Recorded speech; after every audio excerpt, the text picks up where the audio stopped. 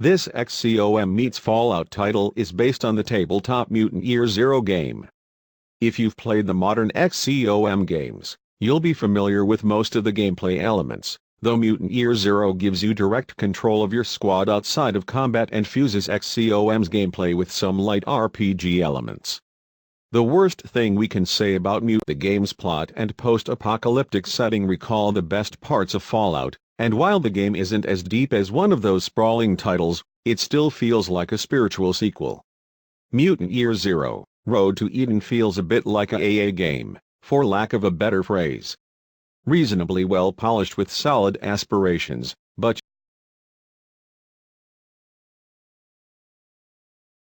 I had long since intended to have my WoW Classic reviews done by now, but the reality of leveling and my own crazy schedule have kept me working on my Classic Paladin and the slow climb to LVL 40. Christmas is coming, which makes this a perfect time to revisit the best-loved MMO of Christmas, 2004.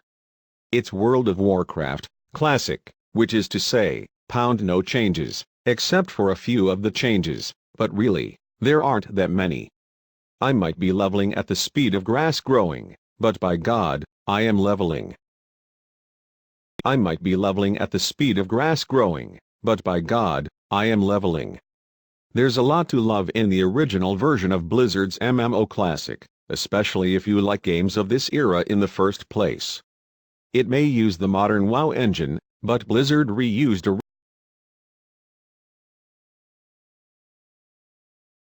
Untitled Goose game challenges you to find the Canadian goose inside yourself.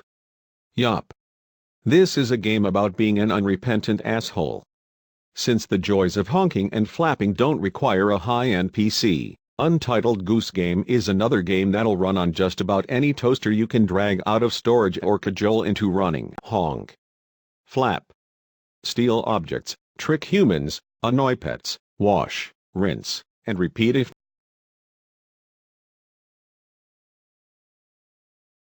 I've decided to switch my low-end PC recommendation from Arkham Asylum to the later Arkham City. Arkham Asylum is, to be sure, still an excellent game, and it runs on an even lower spec system than Arkham City. But between the two of them, Arkham City is the better overall Batman game.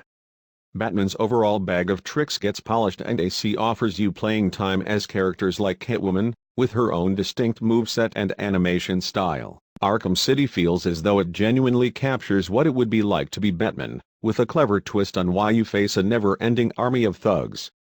If you want to find out if you're going to like the Arkham game series, I'd say this is the best one to try. If you need something even gentler on system specs, try the original Arkham Asylum.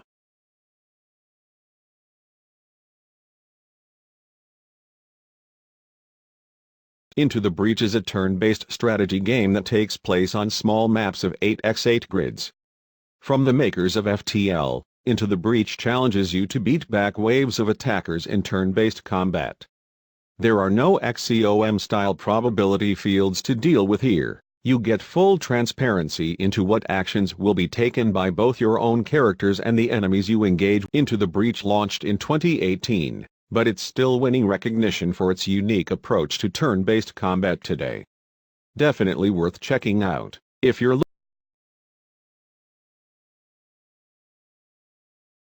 West of Loathing is a graphical adventure game that could run on a light bright. Don't let the black and white stick-based graphics fool you. Under the Hood is a classic adventure game with RPG elements, killer clowns, demon cows, snake oil salesmen, and a heap of spittoons to dig through in search of loot. The dialogue is laugh-out-loud funny and the game's irreverent humor recalls the best adventure game writing of earlier eras. West of Loathing came out at the end of 2017, but it's still a top pick if you need a game that runs on anything and offers some genuine laugh-out-loud moments.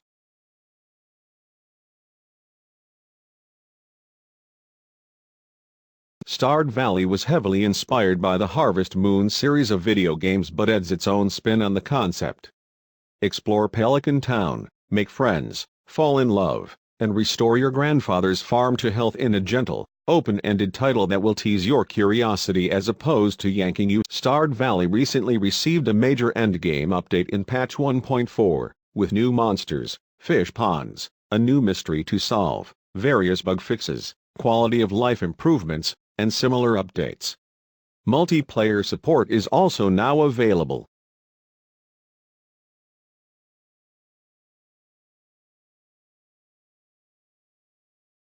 Cuphead's visual aesthetic is truly unique. It's the only game we've ever seen that mimics the rubber hose animation style of the early 1930s in a frenetic run-and-gun shooter. You'll need sharp reflexes to beat the game, but not much in the way of PC horsepower. Cuphead is a great game for someone looking for a game you might fairly call Nintendo hard, particularly if they enjoy its animation.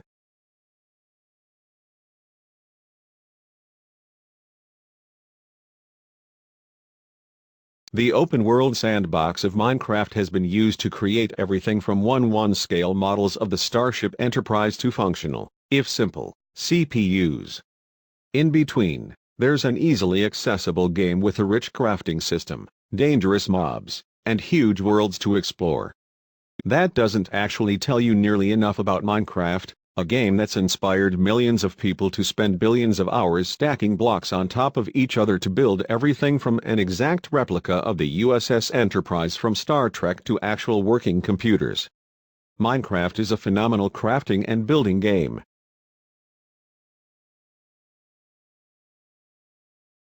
Orcs Must Die and Orcs Must Die 2 are some of our favorite titles for mindless slaughtery goodness and have a permanent space on my hard drive. This hybrid tower defense action game tasks you with burning, blasting, freezing, smashing, dissolving, shooting, and generally wreaking mayhem against wave after wave of orcs, trolls, ogres, and other various bad guys as they seek to invade your home. It's easy to learn and sometimes surprisingly difficult to master.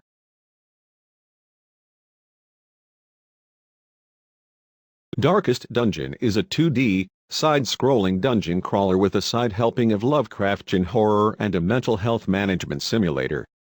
As your heroes wind their way through the Stygian abyss, they'll face the dripping claws and rasping moans of the Aeon's damned creatures that dwell beyond the stars. Safeguard them carefully, or you'll find the abyss staring back at you when you least expect it. Darkest Dungeon can be legitimately annoying, but if you love mods like Longest War for XCOM, this series is a treasure.